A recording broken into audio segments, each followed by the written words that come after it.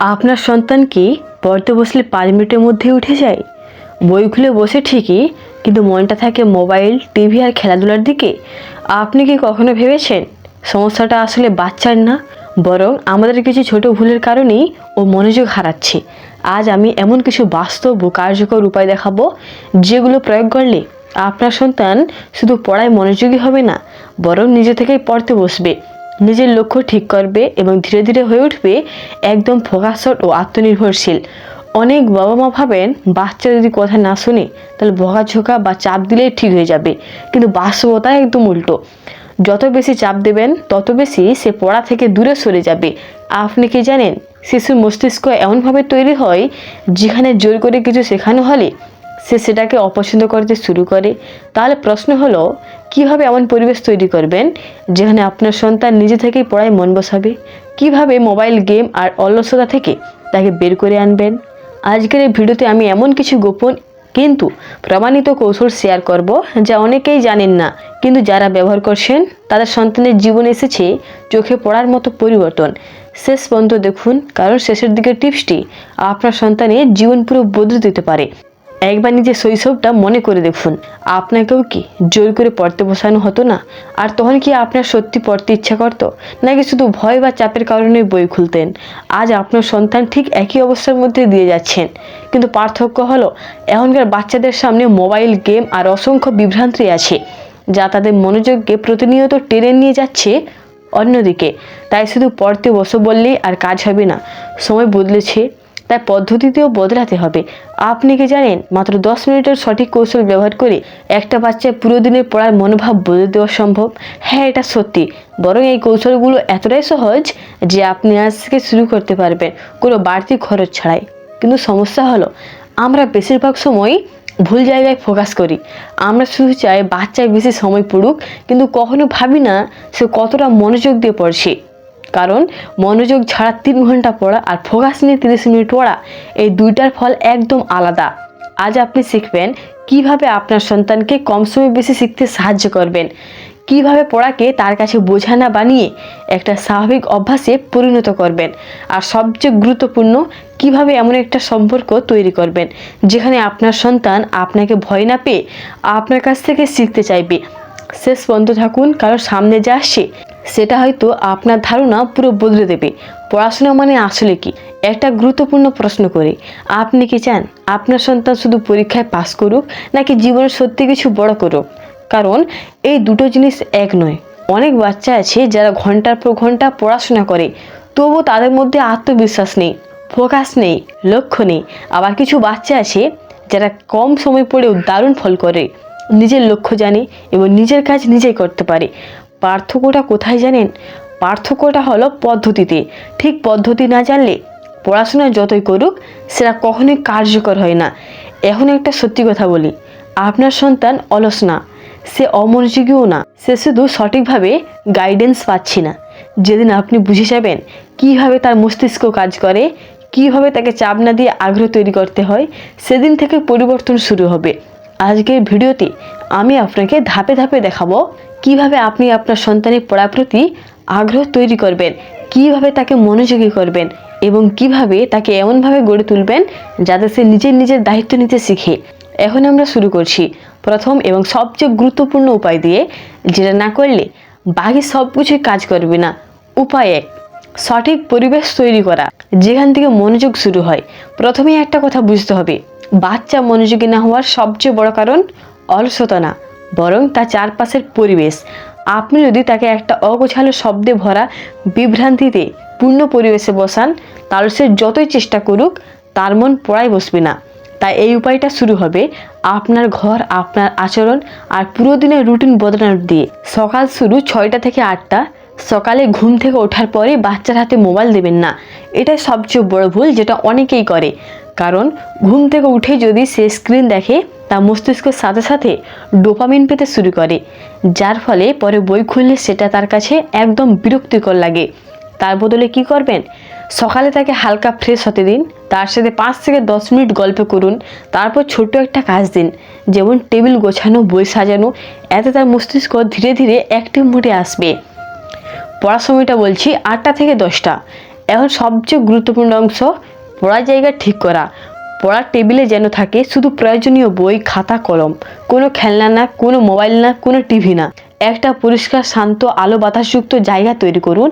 এখন তাকে বলবেন 2 ঘন্টা একটানা পড়ো, বরং বলুন চলো 25 মিনিট মন দিয়ে পড়ি, তারপর 5 মিনিট ব্রেক। এই ছোট ছোট সময় ভাগ করাটা খুব কার্যকর, কারণ বাচ্চার মস্তিষ্ক ছোট সময়ের টার্গেট সহজে গ্রহণ করে। ব্রেক টাইম 10টা থেকে 10টা 30। এই সময় তাকে পুরো ফ্রি রাখুন।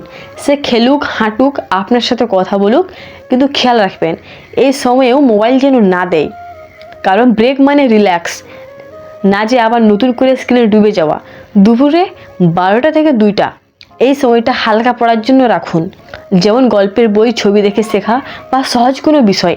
এতে সে পড়াকে কঠিন কাজ হিসেবে না দেখে একটা স্বাভাবিক জিনিস হিসেবে নিতে শুরু করবে। বিকালে 4টা থেকে 6টা এই সময়টা একদম খেলাধুলার জন্য দিন। অনেক বাবা মা এই ভুলটা করে, বিকালে পড়তে বসান, কিন্তু মনে রাখবেন শারীরিক খেলা না করলে মস্তিষ্ক কখনোই পুরোপুরি ফ্রেশ হয় না। একটা ক্লান্ত শরীর কখনোই মনোযোগী মস্তিষ্ক তৈরি করতে পারে না। সন্ধ্যা 6টা থেকে 8টা এবার আবার পড়ার সময়, কিন্তু এবার একটু ভিন্ন হবে। সকালে পড়াটাকে রিভিশন করতে বলুন, এবং সবচেয়ে গুরুত্বপূর্ণ, আপনি পাশে বসুন, তার শিক্ষক হয়ে না, তার সঙ্গী হয়ে। যদি সে ভুল করে সাথে সাথে বকা দিবেন না, বরং জিজ্ঞেস করুন তুমি কীভাবে ভাবছো। এতে তার চিন্তা করার ক্ষমতা বাড়বে। রাত 9টার পর ঘুমানোর আগে মোবাইল, টিভি সম্পূর্ণ বন্ধ। তার সাথে 5 মিনিট কথা বলুন। আজ সে কী শিখলো, কীভাবে করলো, তার ছোটো ছোটো ভালো কাজগুলোকে প্রশংসা করুন। এটা তার ভেতরে মোটিভেশন তৈরি করবে। সবচেয়ে গুরুত্বপূর্ণ কথা, এই পুরো রুটিনের মধ্যে সবচেয়ে জরুরি হলো আপনার ধৈর্য। প্রথম দিনে ফল পাবেন না, কিন্তু 7 দিন, 15 দিন, 1 মাস এভাবে চালিয়ে গেলে আপনি নিজে বুঝতে পারবেন আপনার সন্তানের মধ্যে ধীরে ধীরে পরিবর্তন আসছে। উপায় 2, চাপ নয়, আগ্রহ তৈরি করুন। মস্তিষ্ককে নিজের পক্ষে কাজ করান।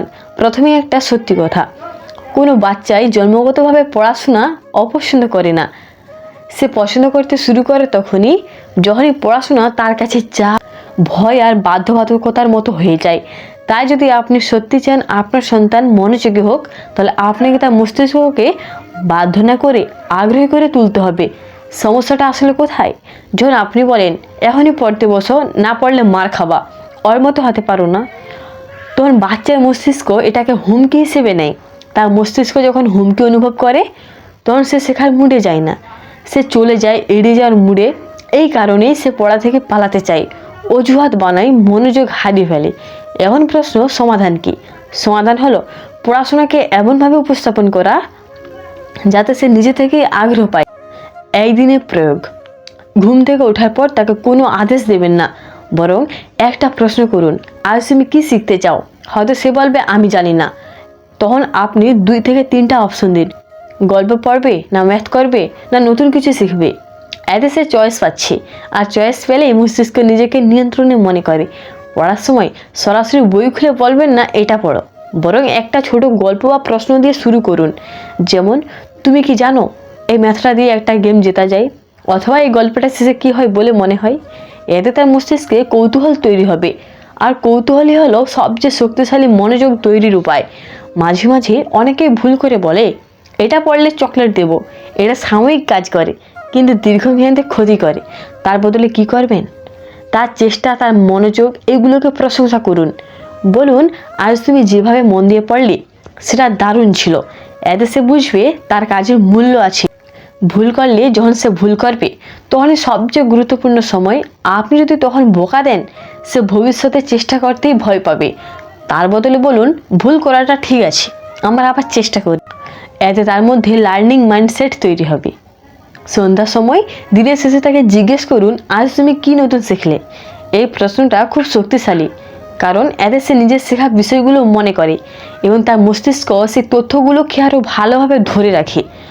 সবচেয়ে গুরুত্বপূর্ণ মনস্তাত্ত্বিক বিষয়, মনে রাখবেন একটা বাচ্চা কখনোই জোর করে বড় হয় না, সে বড় হয় অনুপ্রেরণা পেয়ে। আপনি যদি তাকে প্রতিদিন একটু করে অনুপ্রেরণা দেন, তার ছোটো ছোটো সাফল্যগুলোকে গুরুত্ব দেন, তাহলে সে নিজের ভেতর থেকে শক্তি খুঁজে পাবে।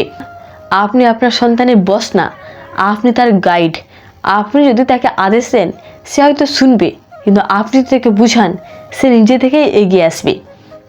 শেষে আসার আগে আপনাকে একটা খুব সাধারণ কিন্তু গভীর প্রশ্ন করতে চাই। আপনি কি চান আপনার সন্তান শুধু আপনার কথা শুনুক, নাকি সে এমন একজন মানুষ হোক যে নিজের সিদ্ধান্ত নিজে নিতে পারে, নিজের দায়িত্ব নিজে বুঝতে পারে? কারণ এই দুইটার মধ্যে পার্থক্য অনেক বড়। শুধু কথা শুনে চলা সন্তান হয়তো ছোটোবেলায় ভালো মনে হয়, কিন্তু বড় হয়ে সে সিদ্ধান্তগ্রস্ত হয়ে পড়ে, নিজের উপর বিশ্বাস হারিয়ে ফেলে। আর যে সন্তান ছোট থেকে চিন্তা করতে শেখে, ভুল করতে শেখে, আবার উঠে দাঁড়াতে শেখে, সেই সন্তানই একদিন সত্যিকারের সফল হয়। আজ আপনি যেসব উপায় জানলেন সেগুলো শুধু পড়াশোনার জন্য না, এগুলো আপনার সন্তানের পুরো ব্যক্তিগত গড়ে তোলার উপায়। আপনি যদি আজ থেকে এগুলো প্রয়োগ করা শুরু করেন, তাহলে শুধু তার পড়াশোনা না, তার আত্মবিশ্বাস, তার আচরণ, তার চিন্তা করার ক্ষমতা সব কিছু বদলে যাবে। কিন্তু একটা জিনিস সবসময় মনে রাখবেন, এই পরিবর্তনটা হবে ধীরে ধীরে। হয়তো আজ সে আবার আগের মতোই অমনোযোগী থাকবে, হয়তো কালও খুব বেশি পার্থক্য বুঝবেন না। কিন্তু আপনি যদি হাল না ছাড়েন, যদি প্রতিদিন একইভাবে তাকে গাইড করেন, তাহলে একদিন হঠাৎ করে আপনি খেয়াল করবেন সে নিজে থেকেই সময় মতো পড়তে বসে, সে নিজেই আপনাকে বলছে, আমি এটা বুঝতে পারিনি, তুমি একটু বুঝিয়ে দাও। এই ছোট ছোট মুহূর্তগুলোই প্রমাণ আপনি সঠিক পথে এগোচ্ছেন। আর একটা কথা, দয়া করে কখনো আপনার সন্তানকে অন্য কারোর সাথে তুলনা করবেন না।